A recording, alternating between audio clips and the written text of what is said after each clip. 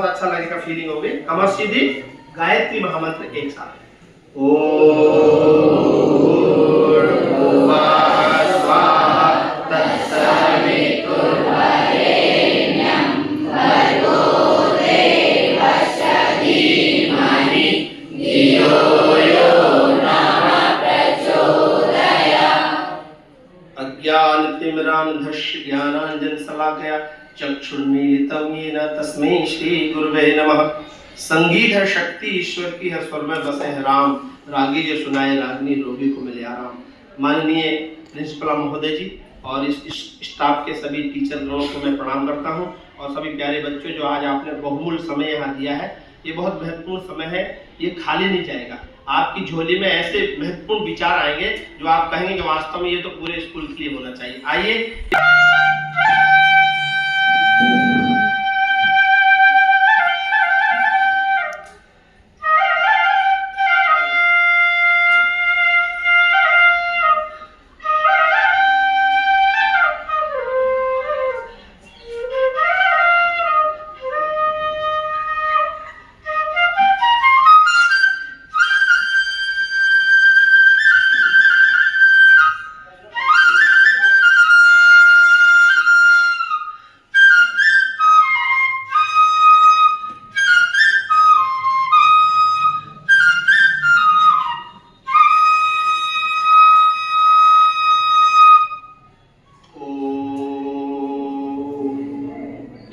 रगड़िए आपस में और चेहरे पे लगाइए और आंखें खोलिए।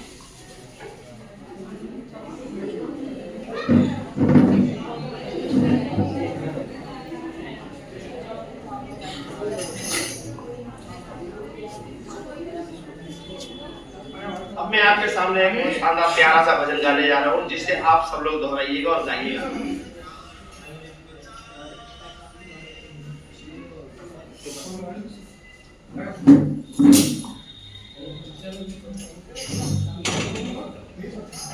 दो लाइन पहले सुने, कवि की दो लाइन है। मैम आप आइए, सब लोग आए, जा रहे नहीं सर, सभी टीचर्स अंदर आ जाए।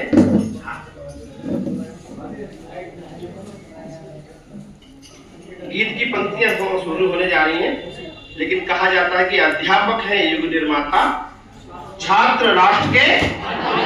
अब इस देश को आप जैसे कर्णधारों की आवश्यकता है। इस देश का भविष्य आपके हाथों लिखा जाने वाला है, इसलिए आप अपने आप की कीमत को कम मत आंकिएगा। हमारे गुरुदेव, जिनकी माता जी के नाम से एक कॉलेज है जिसमें आप बैठे हैं, उन्होंने कहा कि मनुष्य अपने भाग्य का निर्माता आप स्वयं हैं। आप इस देश के बच्चों का भाग्य बनाने के लिए बड़े बड़े पदों पर जाएंगे, और देश को ऐसा राष्ट्र भक्त प्रधानमंत्री मिला है जो बच्चों की उन्नति और प्रगति चाहता है। तो दो शब्द राष्ट्र के लिए है, और फिर आप उस गीत को गाइएगा। राष्ट्र विपदा से ग्रसित है जवानों, हर दिशा ही भ्रमित है नौजवानों,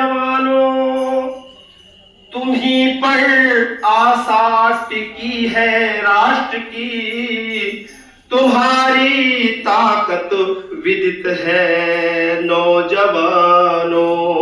जिस दिशा की ओर नौजवान चल देते हैं, पूरा देश उसी रास्ते पर चलने लगता है। आइए अपनी कीमत समझें और राष्ट्र के अंदर क्या क्या होना चाहिए, गीत की पंक्तियां सुनेंगे और गाएंगे। आज युग पुकारता जाग नौजवान,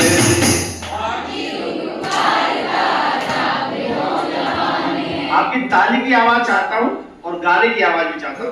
आज युग पुकारता जाग नौजवान,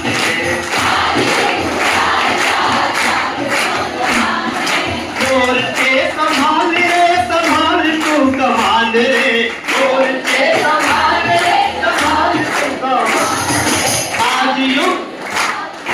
आज युग पुकारता जाग नौजवान,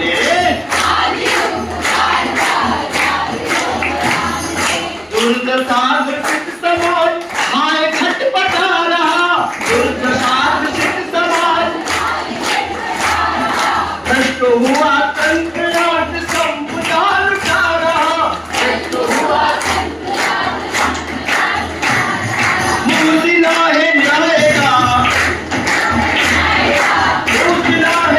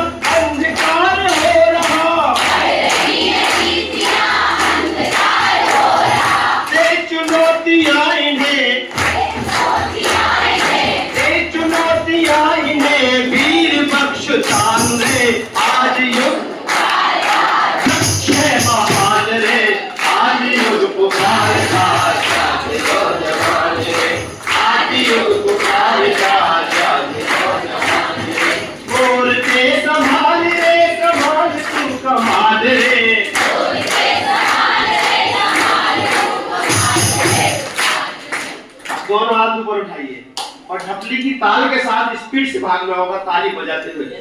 आगे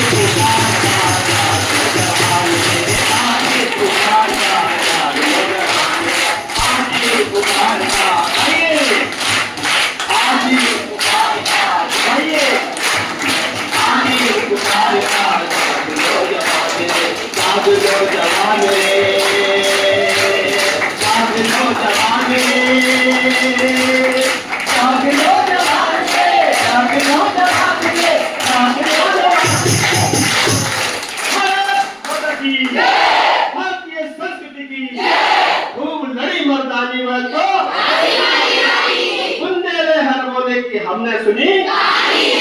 धन्यवाद। हमारे सिलेबस में नहीं है, जो कि जानना बहुत बाद में हम ले लें और आपका तो सिर्फ नहीं आएगा तो क्या फायदा होगा?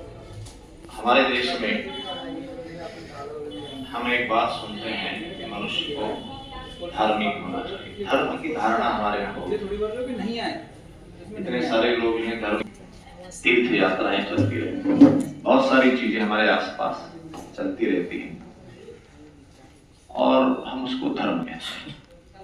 माता पिता भी आपको कहते होंगे बेटा कुछ मंदिर में जाया करो, कुछ किया करो, है ना, भगवान का नाम ले लिया करो। कभी कभी आप भी कुछ कर लेते हैं। तो ये जो हमारे यहाँ बहुत प्राचीन काल से एक धर्म धारणा बनी है, एक धर्म का विचार बना हुआ है और जिसको प्रेशराइज किया जाता है और हर व्यक्ति चाहता है मैं कुछ ना कुछ करूं, है ना। अभी वो लोग कावड़ लेके निकल रहे हैं, देखा आपने, कहीं से पानी लेते हैं, कहीं ले जा रहे हैं, शोर शराबा ढोल धमाका करते निकलते हैं। अभी जन्माष्टमी गई, बहुत उत्सव हुआ, बहुत धूमधाम हुआ, सब चीजें हमारे आसपास कुछ न कुछ, और हम भी ऐसा किसी न किसी चीज में इन्वॉल्व हो जाते हैं तो हमको लगता है कि हमने कुछ न कुछ होने वाला है। क्या होने वाला है? तो धार्मिक कार्य करेंगे तो क्या हो जाएगा? क्या हो जाएगा? क्या होगा? पता नहीं क्या होगा, कुछ पुण्य उण्य मिल जाता है ना, कोई भगवान खुश हो जाता है, कुछ मनोकामना पूरी हो जाएगी, ऐसी हमारी धारणा है। लेकिन ये जो धर्म तंत्र है ये ऋषियों के द्वारा बनाया हुआ है। बहुत प्राचीन काल से बहुत रिसर्च हुआ, बहुत अनुसंधान हुआ और धर्म धारणा विकसित हुई, धर्म तंत्र विकसित हुआ, विधियां बनाई गई। तो इसका हमारे जीवन में महत्व क्या है, इस आयु में हमको ये बात समझना चाहिए, क्योंकि अभी आप अपने आयु को आरंभ कर रहे हैं, जीवन को आरंभ कर रहे हैं। तो जीवन में दो बातें होती हैं। एक तो होता है, क्या होता है, आप पढ़ने आ रहे हैं, क्यों पढ़ने आ रहे हैं, क्यों शिक्षा ले रहे हैं, क्यों बनना है, बनना क्यों है, कुछ ना कुछ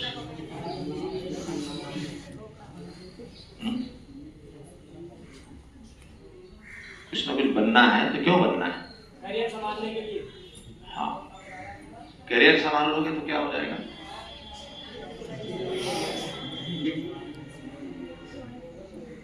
है ना।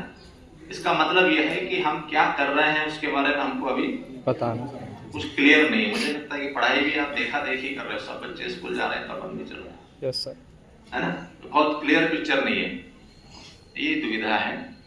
तो दो चीजें हैं, एक तो जैसे भाई ने कहा कि कैरियर बना रहे हैं, ठीक है, ठीक बोले ना, यस सर, कैरियर बनाना, क्यों? Yes sir. कैरियर का अर्थ क्या होता है, बताओ, कैरियर का मतलब क्या होता है? जो आपको समझ में आता है बोलिए, शर्माने की बात नहीं, समय कम है हमारे पास भी, अगली क्लास बनाना है। कैरियर का क्या अर्थ होता है? भविष्य। डिक्शनरी में देखा आपने? डिक्शनरी में देखना कैरियर का अर्थ, कैरियर का अर्थ भविष्य, तो फ्यूचर होता है ना। कैरियर का अर्थ होता है, आपकी साइकिल में कैरियर लगा है, यस, मोटरसाइकिल में कैरियर, कार के ऊपर कैरियर, है ना। पहले ट्रकों पे लिखा होता था पब्लिक कैरियर। कैरियर मतलब कोई साधन पैदा कर लेना, कोई ऐसा साधन पैदा कर लेना जिससे हमारा जीवन चल जाए, शरीर लेकर पैदा हुए हैं, खाएगा पिएगा, कपड़े पहनेगा, मकान चाहिए, दवा चाहिए, आगे जिम्मेदारी बढ़ेगी, घर परिवार होगा, उसकी व्यवस्था करना है, समाज में माता पिता की सेवा करना है, तो इसके लिए क्या चाहिए? पैसा चाहिए। तो हर एक को कमाना पड़ता है। तो हम अपने अंदर इतना कोई न कोई प्रतिभा विकसित कर लें, कोई काम सीख लें, कोई हुनर पैदा कर लें जिससे हम पैसा कमा सकें। एक काम पूरा हो गया कि पैसा कमाने लग गए, जीवन जीने का साधन इकट्ठा कर लिया। अब दूसरी बात फिर सामने क्या आती है कि जीवन किस काम के लिए जीना है, जीवन कैसा जीना है, ये दूसरा प्रश्न है।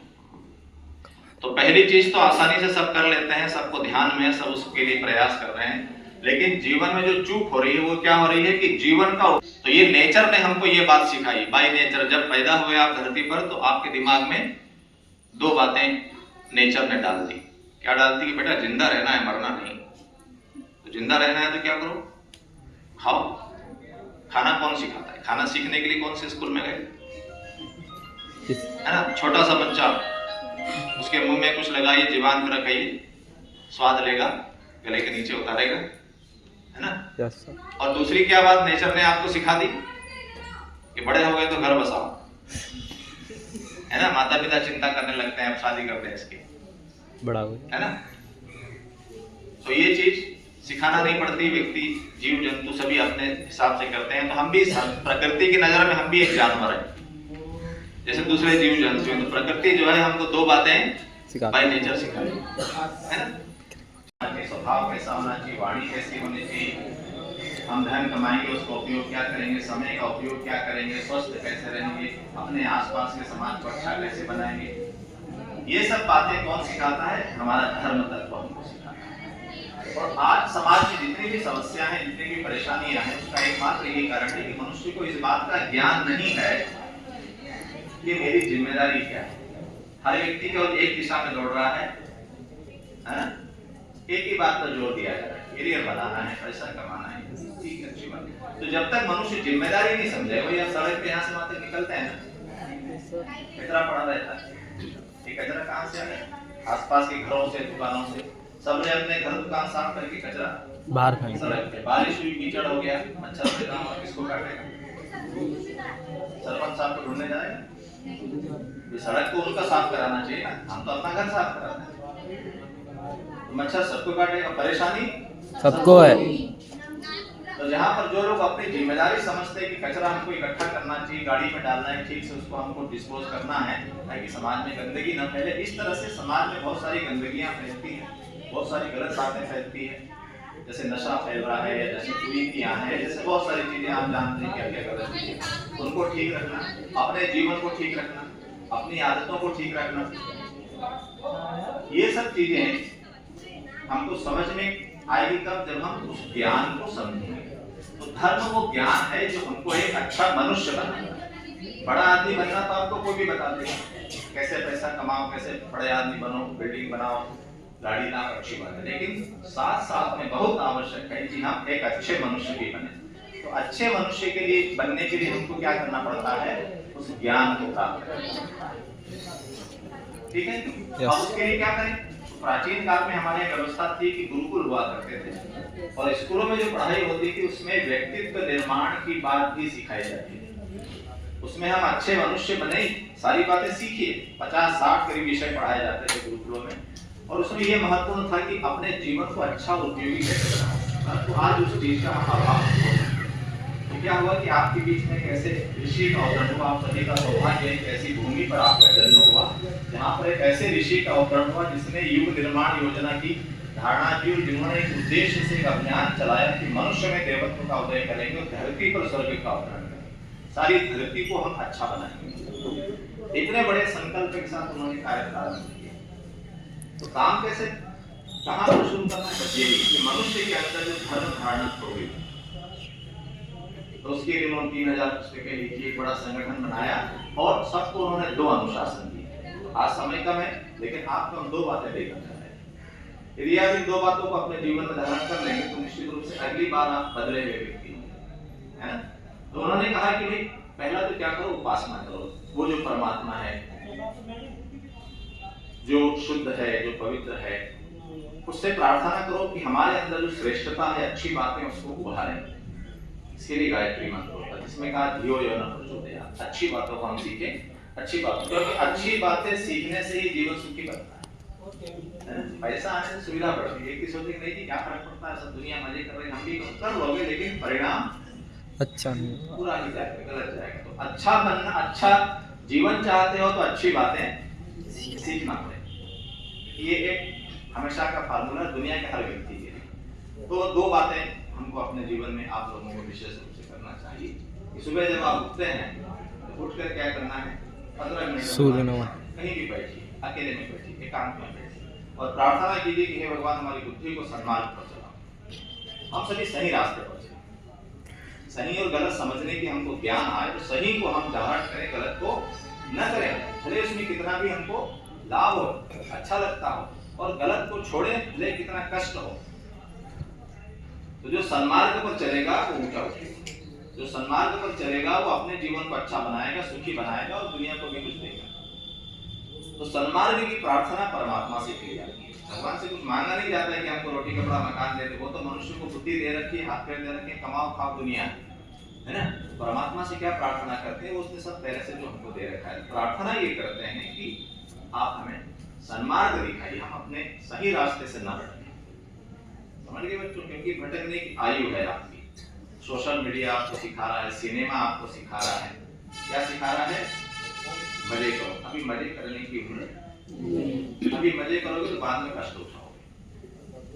अभी जीवन को बनाने का समय है आपका। अभी यदि आप पढ़ाई के अलावा अच्छी बातों के अलावा इधर उधर जाओगे तो कर दोगे, इससे छिपके कर लिया, उससे जिस स्कूल में आप पढ़ रहे हैं, जो टीचर आपके बैठे हुए हैं, इन टीचरों को आप साधारण मत समझिए। ये टीचर ही आपके कौन है, गुरु, उज्जवल भविष्य के निर्माता, जो आपको ऐसा निर्मित करेंगे, ऐसा चमकाएंगे, इस देश के बड़े बड़े पदों पर आपकी नियुक्ति हो सकती है। और उसके लिए क्या करना पड़ेगा, उसके लिए पढ़ना पड़ेगा, आपको झुकना पड़ेगा। झुकते वही है जिनमें जान होती है, झुकते वही है जिनमें जान होती है। अकड़ना तो मुर्दे की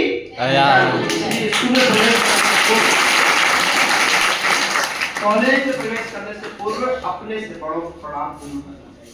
आप शर्म मत छुइए, लेकिन आप हाथ जोड़ के सर प्रणाम, मैं प्रणाम कर सकते हैं। यस, ये है विनम्रता, और विनम्रता बिना बोल मिलती है, इससे सब कुछ खरीदा जा सकता है।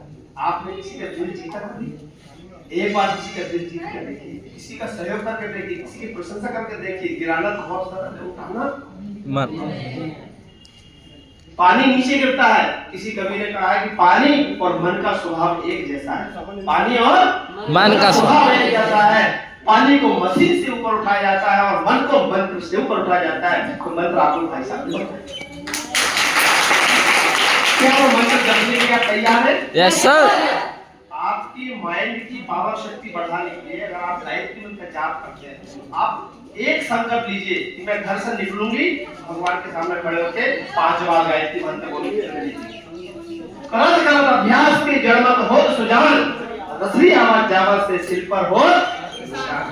अगर आप भगवान के साथ जुड़ गए तो भगवान आपकी नैया को पार लगा देगा। और स्कूल से जब आप निकलेंगे तो इस स्कूल का, कॉलेज का नाम होगा और आप अपने माता पिता का नाम रोशन कर सकते हैं। अगर आपको बनना है तो एक श्रेष्ठ और शानदार कुशल स्टूडेंट बनिए।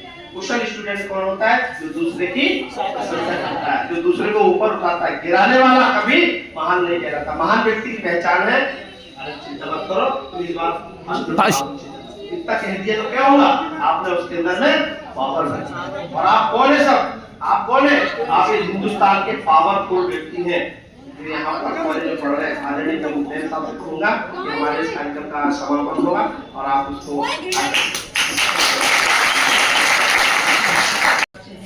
और यहाँ 6 से आपने 6 क्लास से बच्चा जानकार होता है। आपको लग रहा है कि जीवन में अमल करने लायक थी? Yes ma'am. कितने प्रतिशत बच्चे और कितनी प्रतिशत बातें मान लें कि करेंगे अमल, कर लेंगे, सब कर लेंगे 100%। तो मैं लड़कियां तो करती नहीं, लेकिन लड़कों से उम्मीद कर लूं। Yes ma'am. छोटी छोटी की बातें तो नहीं है? Yes, ma'am. अब देखो तुम्हारा 12th है और तुम इस साल पास आउट भी हो जाओगे, उम्मीद है मुझे।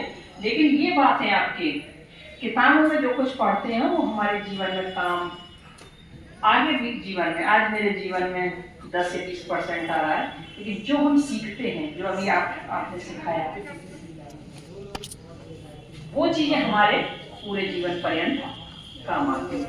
इवन देन हमारे जिस भी हम व्यवसाय में जाएंगे, जो भी कुछ करेंगे, समाज में जो हमारी छवि बनेगी वो हमारे संस्कारों से बनती है, हमारे व्यक्तित्व से बनती है, जो रिफ्लेक्ट होता है उससे। तो आज आप शांतिपुर से आए हुए मैं भाईजनों को अपने विद्यालय की ओर से, स्टूडेंट्स की ओर से बहुत बहुत आभार व्यक्त करती हूँ। उन्होंने इतनी अच्छी बातें बताई जो कि इनके जीवन उपयोगी हैं और ये निश्चित ही अमल में लाने की प्रयास करेंगे, लेकिन